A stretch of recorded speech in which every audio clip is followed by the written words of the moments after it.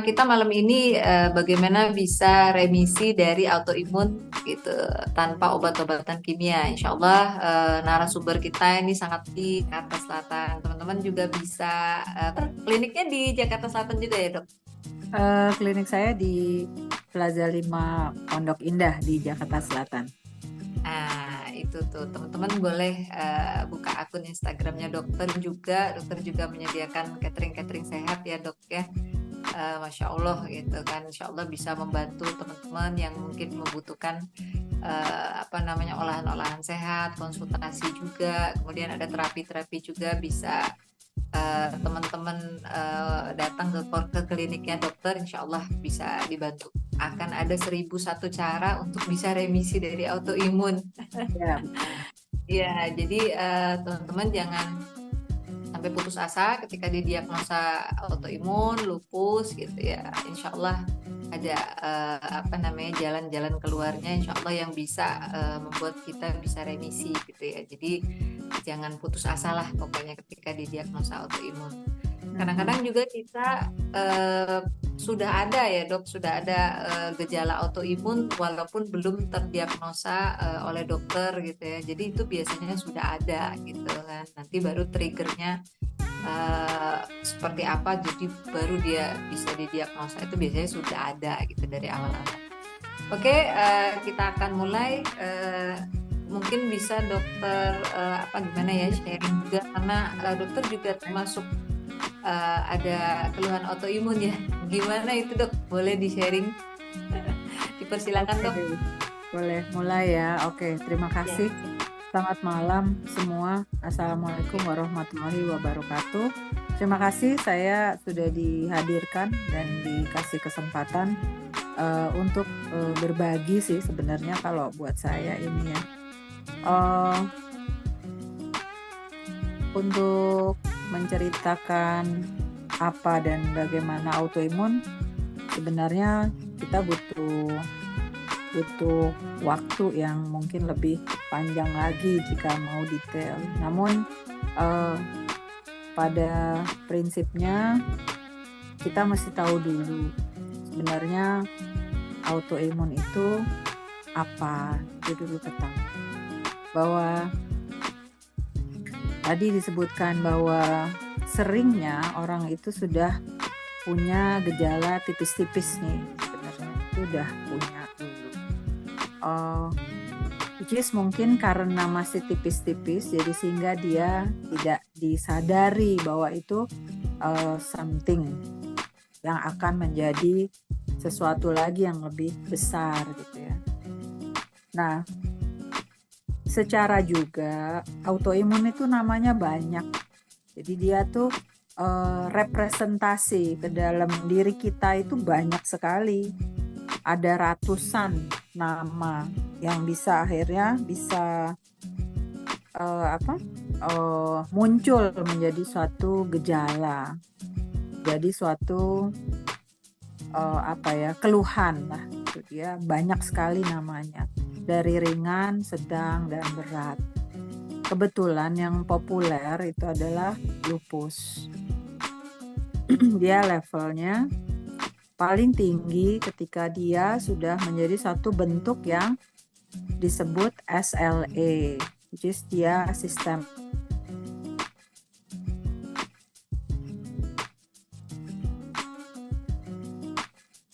Bisa disebutkan bahwa dia level tertinggi bentuk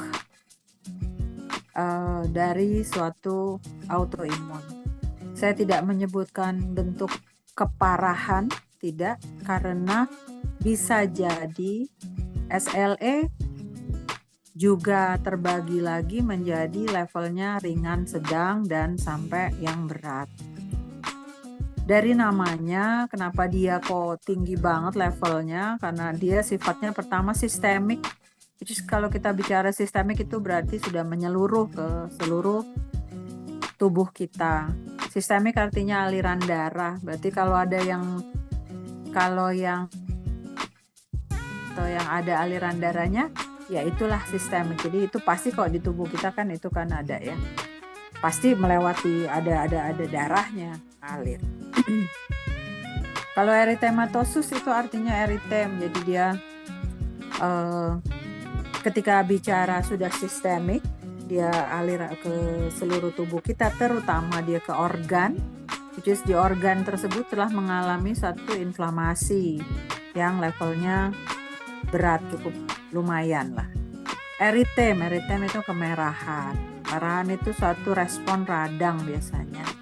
Jadi tapi kalau kita lihat dari systemic lupus erythematosus, which is bisa diartikan dia telah mengenai satu organ tertentu di tubuh kita, jadi mengalami suatu peradangan. Itu level yang paling tinggi.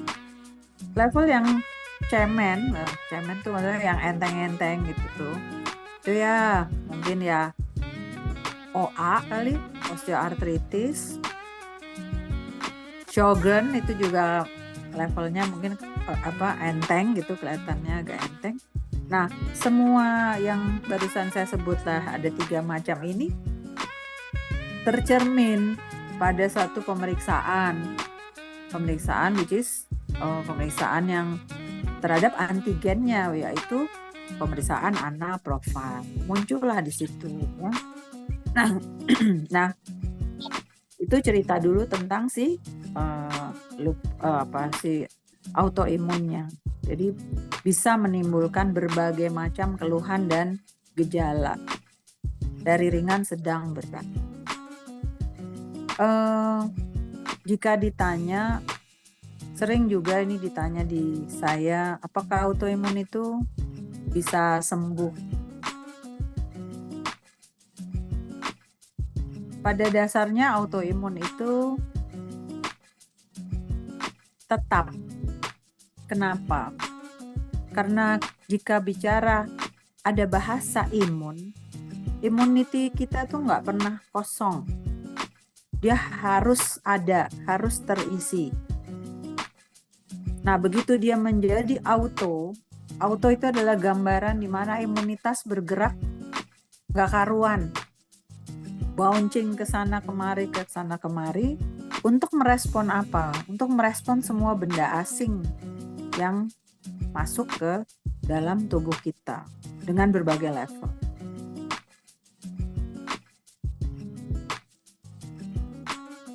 Hilang.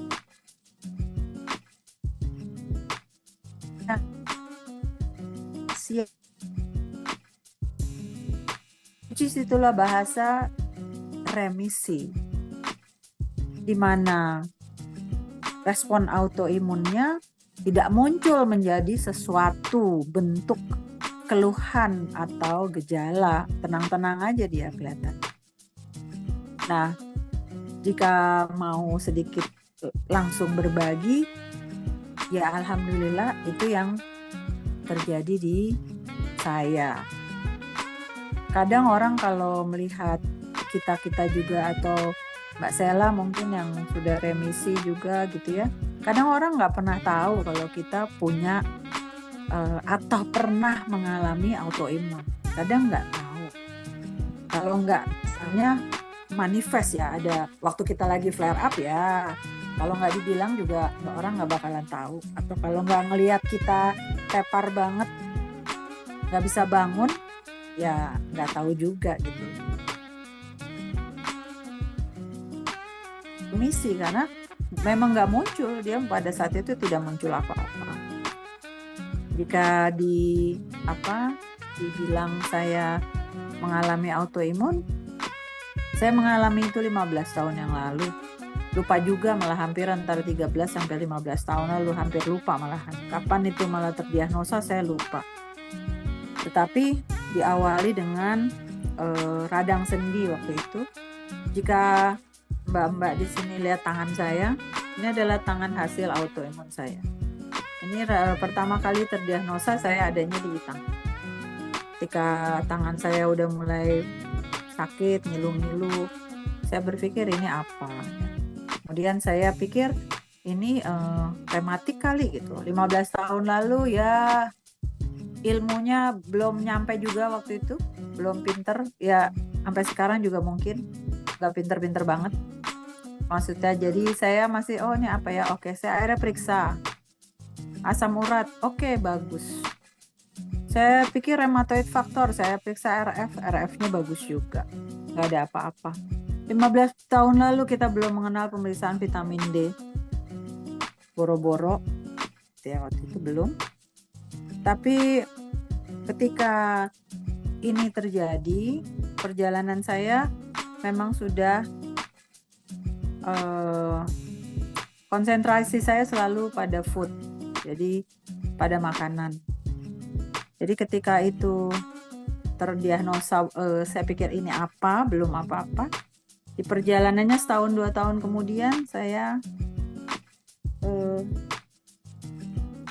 mendapat ide untuk, saya nggak ke dokter sama sekali. Saya tidak ke dokter, penyakit dalam untuk memastikan something ini apa. Saya nggak, karena saya memang waktu itu cari sendiri dan saya pikir saya sudah mulai. Waktu itu memang saya sudah mulai belajar untuk pilih makanan gitu ya, maksudnya pilih makanan. Memang tapi kalau gula dari dulu saya memang nggak pernah terlalu attach dengan ini makanan manis atau yang something bergula. Nah disitulah saya setelah 2 tahun saya mengalami tangan saya kenapa ini. Terus saya waktu itu pemeriksaan anak profil kalau saya nggak salah masih dikirim dari Jakarta juga ke Bandung, ke rumah sakit di Unpad kalau saya nggak salah. Harganya juga cukup tinggi ketika itu. Akhirnya saya periksalah di sana dan muncullah semua anak profil dengan garis-garis yang panjang itu. Cuma di saya memang cuma muncul di 2 garis di antigennya, cuma muncul dan itu saya lupa sama sekali apa ya. Saya cuma ketika itu saya pikiran, oke, gue autoimun, terus gue mesti ngapain? Saya pikir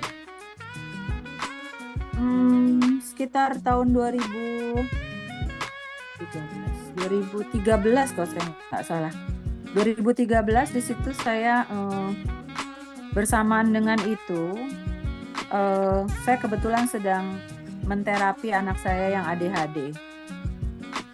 Saya menterapi anak saya yang ADHD dengan pencarian. Ketika itu saya tidak mau anak saya diterapi dengan medis, dalam arti maksudnya obat-obatan psikiatri, which is itu saya reject sama sekali.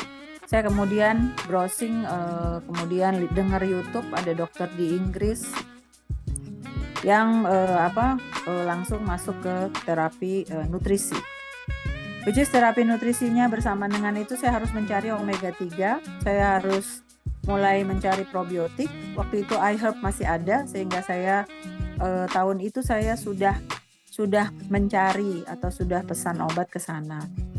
Jadi vitamin D3, omega 3, probiotik itu sudah saya mulai bersamaan atau berbarengan dengan anak saya, menterapi anak saya. Untuk urusan anak saya alhamdulillah dia beres, maksudnya beres. Saya pun ikut merasakan bahwa ketika anak saya harus saya atur dietnya dan atur untuk makanannya, misalnya ketika itu saya mulai gabung dengan komunitas organik Indonesia pertama kali dan saya ikut dengan Mas Emil waktu itu merancang pameran lah pertama kali, gimana itu saya ikutlah main dengan mereka. Nah disitulah saya banyak dapat berbagai makanan yang polanya udah sehat, jadi sudah nggak pakai yang 4P itu udah saya mulai dari dulu, jadi udah lama. Jika ditanya perjalanannya ketika sekarang mungkin remisi, itu result yang dari dulu, bahwa pegangan kita jika kita tidak mau atau mungkin remisinya dipercepat, maksudnya untuk nggak timbul segala gejala, itu perbaiki dulu. Kalau saya yang pertama adalah nutrisi, makanannya dulu yang dibenerin. Bahasa makanan dibenerin itu adalah pilih makanan yang bersih. Bersih itu bukan nggak laleran, nggak lalat, nggak dikasih lalat, enggak. Tapi dia mestinya ya itu yang saya rasa sih di sini mungkin udah familiar kalau kita disebut 4P gitu ya, pemanis, pengawet, itu mungkin sudah familiar. Kemudian cuma yang sering kita lupa adalah kalau kita nggak masak sendiri, paparan dari luar itu sudah sangat besar. Di luar itu udah nggak peduli lagi apakah makanan ini bernilai nutrisi atau tidak. Kepentingan di luar itu hanya satu, makanan kelihatannya cantik, rasanya enak menurut lidah umum, dan mereka mungkin nggak peduli lagi masaknya pakai alat masak yang mana, mungkin tidak peduli lagi airnya pakai air yang mana, mungkin udah nggak peduli lagi. Nggak peduli lagi di luar itu seberapa banyak mereka masukkan bumbu-bumbu sintetik, yang penting hasilnya enak dan laku. Sehingga saya tahapan pertamanya, anjurannya ya untuk berbagi di sini, mulai aja makanan di rumah, bikin sendiri. Mulai lagi untuk mereduksi ya semua bahan-bahan yang mungkin bisa berbahaya yang tadi. Pemilihan food inflamasi, jadi makanan yang inflamasinya tinggi, yaitu yang perlu diperhatikan. Gluten, sugar, dairy itu mutlak, apalagi jika belum sampai di tahapan remisi tetapi mungkin baru terdiagnosa atau mungkin ada gejala tipis-tipis, mungkin belum perlu, bukan bahasa saya gini, tidak mesti ya orang tuh memeriksakan IgG food sensitivity. Itu bukan pemeriksaan yang murah, bukan pemeriksaan yang juga mudah didapat atau bisa dikerjakan oleh semua orang. Tetapi untuk membatasi tidak makan segala aneka tepung-tepungan, tidak makan sugar, tidak makan lagi mungkin dairy, produk dairy, itu sesuatu yang mudah. Which is itu inflamasi food, inflamed food yang paling nyata. Dan itu ada di mana-mana di sekeliling kita. Restriksi dulu itu. Begitu unsur makanan bisa direstriksi, sorry saya mau ingetin lagi, nggak mudah untuk merubah satu pola yang udah dikerjakan lama untuk berubah menjadi satu pola yang clean, yang lebih clean eating tuh nggak mudah. Dan kalau saya bicara di sini, itu adalah target. Saya selalu mengingatkan untuk yang penting mulai. Jangan sampai nggak mulai-mulai, gitu ya. Itu penting. Mulailah untuk tadi restriksi, menganalisa isi makanannya ini apa. Yang masuk ke mulut kita itu adalah harusnya sesuatu yang penting untuk badan kita, bukan untuk lidah kita. Bukan cuma penting untuk oh ya enak, keren, kalau di foto cakep, kalau di foto masuk sosmed jadi gengsinya naik. No, nggak begitu makanan itu. Makanan itu mesti yang masuk ke dalam badan kita berguna dan tidak membuat sesuatu yang harm, yang kira-kira yang jadi berdampak buruk. Nah itu unsur makanan. Yang kedua adalah kenapa kita butuh bantuan suplementasi untuk kita bisa mencapai satu remisi ya. Jika pola makan dianggap belum clean ya, maksudnya belum bersih banget gitu ya, itu kita nggak mungkin juga bisa mengabsorb semua makanan itu, nutrisi yang dari makanan dengan optimum, sehingga mungkin kita butuh bantuan suplementasi. Tapi jangan lupa, mau suplementasinya sebanyak apapun, mau makanannya sebersih apapun, kalau saluran cernanya nggak beres, ya nggak bakalan bisa. Leaky gut-nya ada apa enggak, dysbiosisnya dibenerin dulu gitu ya. Itu tahapannya. Beresi dulu kualitas gut lining-nya. Saluran cerna bersamaan dengan itu naikkan kualitasnya. Jika ada kemungkinan dysbiosis, ya oke, masukkan probiotiknya dulu. Jika ada kemungkinan leaky gut, kombinasi mungkin dengan enzim atau L-glutamin, masukkan dengan antiinflamasi lain yang juga mendukung fungsi liver dan mungkin VCO, omega 3. Jadi itu dulu bersama dengan itu. Yang sebelah sini ngatur makan, yang sebelah sini ngatur gut lining, kemudian bantuan dengan suplementasi. Suplementasi utama pada mereka yang autoimun, bukan kata saya, tapi kata penelitian, kata jurnal, boleh cek lagi. Dr. Reno Matani mengatakan vitamin D itu nomor 1. Kalau IgG food sensitivity sulit diperiksa karena buat saya juga itu harganya nggak murah. Pengecekan kadar vitamin D, sorry, masih bisa ditabung-tabung. Sekitar 500 atau 600 masih bisa tuh ditabung-tabung sebentar untuk kita punya baseline. Berapa kadar vitamin D kita. Baseline itu yang untuk dipakai untuk mengoptimasi kadar vitamin D yang kita punya. Kalau sudah punya autoimun, vitamin D mau nggak mau mesti ada steady antara 80 sampai 100 kadarnya. Kalau yang masih punya di bawah 30 segera naikkan. Bantuannya dengan apa? Berdasarkan penelitian. Mau jemuran sampai garing kayak kerupuk, mau makan salmon mungkin baru 2 kilo baru dapat kali vitamin D, itu juga harus dengan jaminan absorpsinya bagus, dengan jaminan livernya optimum baru mungkin terabsorb. Kita butuh bantuannya supplementation, mau nggak mau. Jadi ambil vitamin D-nya dari suplementasi dulu ya, bersamaan dengan ya tadi mengobati gut lining, livernya dioptimasi gitu ya. Nah itu 2 yang utama. Food, pemilihannya, inflamasi foodnya restriksi. Yang kedua, gut liningnya diperkuat. Kemudian bisa dengan bantuan suplementasi juga. Yang ketiga adalah lifestyle ya. Lifestyle itu ada pola tidur ya, yang mulai tidurnya di atas jam 11, 9, jam 9, jam 10. Karena kita ngejar melatonin untuk muncul di